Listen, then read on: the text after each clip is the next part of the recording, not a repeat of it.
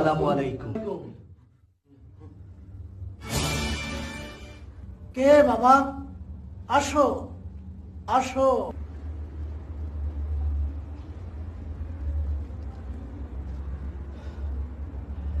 আপনি কিন্তু আমার সালামের জবাব দেননি।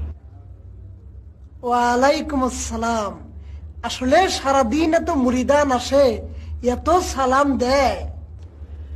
আমি আপনাকে কয়েকটি গুরুত্বপূর্ণ কথা বলতে এসেছি, যদি আপনি অনুমতি দেন। কি বলবা বলো।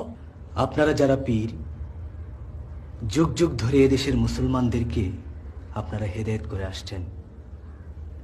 মুসলমানদেরকে আপনারা নামাজ, রোজা, হজ, জাকাতের জন্য তাগিদ দিচ্ছেন। এজন্য আপনার কাছে এবং আপনাদের মতো যারা ইসলামের খেদমত করছে তাদের কাছে এদেশের মুসলমানরা চিরকৃতজ্ঞ। তুমি কে বাবা? বসো বসো। কি করো? আমি সামান্য একজন গুনাহগার মুসলমান, চাকরি করি, কিন্তু সব ফরজের বড় ফরজ আল্লাহর দিনকে সমাজ ও রাষ্ট্রে প্রতিষ্ঠা করা, আল্লাহর জন্য অর্থ ব্যয় করা। আল্লাহ পাক বলেছেন, তুমিনুনা বিল্লাহি ওয়া রাসূলিহি ওয়া তুজাহিদুনা ফি সাবিলিল্লাহি বিআমওয়ালিকুম ওয়া আনফুসিকুম যালিকুম খায়রুল লাকুম ইন কুনতুম তা'লামুন। তোমরা আল্লাহ ও তার রাসূলের প্রতি ঈমান আনো এবং আল্লাহর পথে তোমরা তোমাদের ধন সম্পদ ও জান প্রাণ দিয়ে জিহাদ করো। এটাই তোমাদের জন্য অতীব কল্যাণকর, যদি তোমরা তা জানো। ব্যাস, আমি সে চেষ্টাই করি। ও, তুমি তা হইলে ওই দলের লোক যারা ইসলামকে রাজনীতি করে ফেলছে। আল্লাহর আয়াত তো শুনলেন, তার অর্থ কি?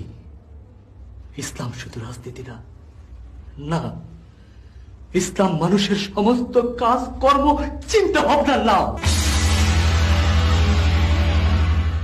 আজ দেশের সর্বস্তরে অরাজকতা, সুদ, ঘুষ, দুর্নীতি আর সন্ত্রাসে ছেয়ে গেছে। টিভি, রেডিও, পত্র পত্রিকায়, এমনকি কোমলমতি স্কুলের ছাত্র ছাত্রীদের বই পুস্তকেও ইসলাম বিরোধী শিক্ষার ছড়াছড়ি। সর্বত্র অশ্লীল নাচ, গান আর চলচ্চিত্র, যার ফলে সমাজ আজ অবক্ষয়ের শেষ প্রান্তে উপনীত হয়েছে।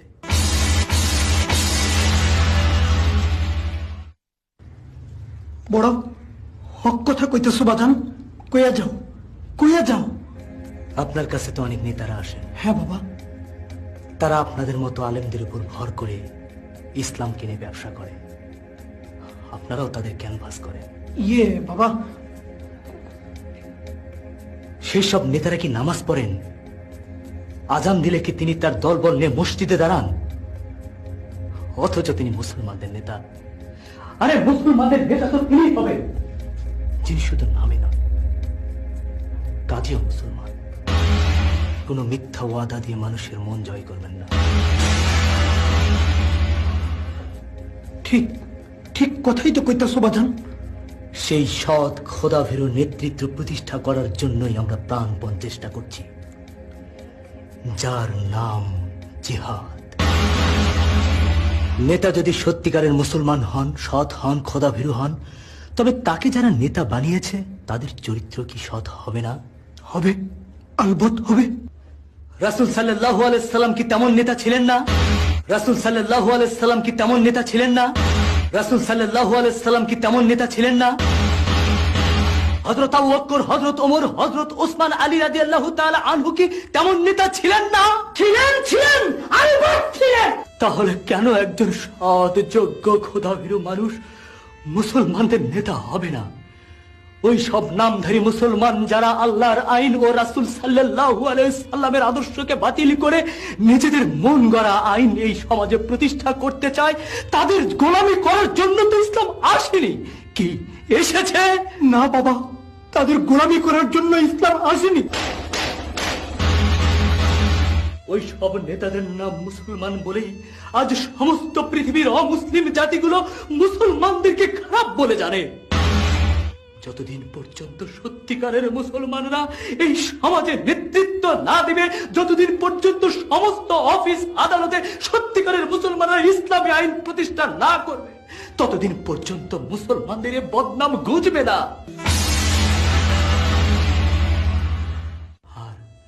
আর মুসলিমরাও দলে দলে ইসলামের আদর্শ গ্রহণ করবে না, বরং তারা ইসলামের শত্রুতা করবে।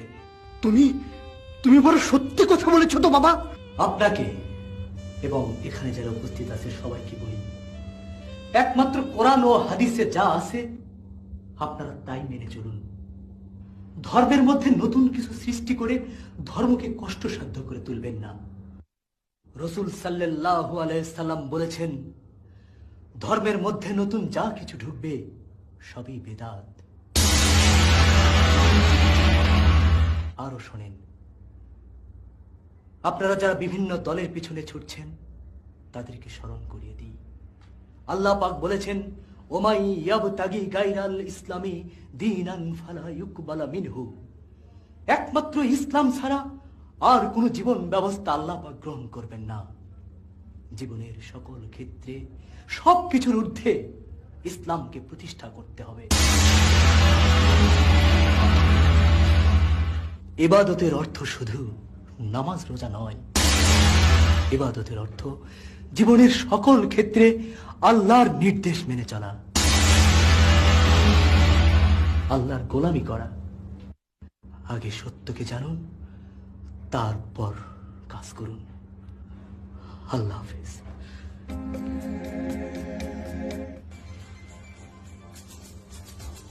আর একটা কথা, আল্লাহ ও রাসূলের সঠিক আইন যে দল প্রতিষ্ঠা করতে চায় আপনারা তাদের সঙ্গেই থাকুন, দল ছাড়া হবেন না।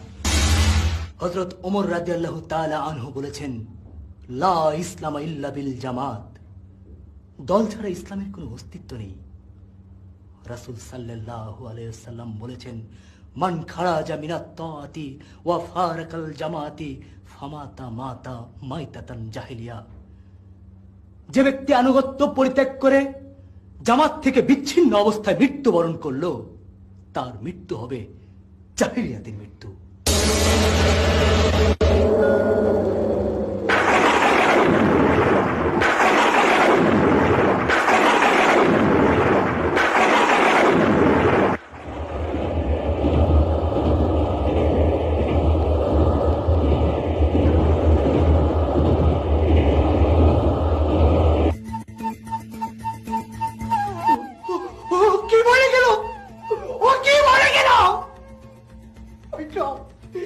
আমি যা করেছি সব ভুল করেছি, ভুল।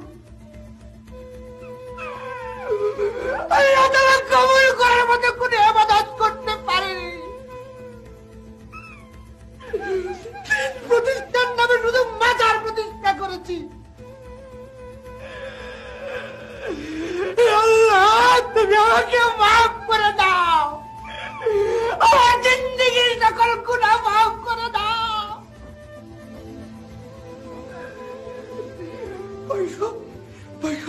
আমাকে নিয়ে চলো ওই ইসলামী কাফেলায় যারা আল্লাহর দ্বীন আর রাসূলের আদর্শ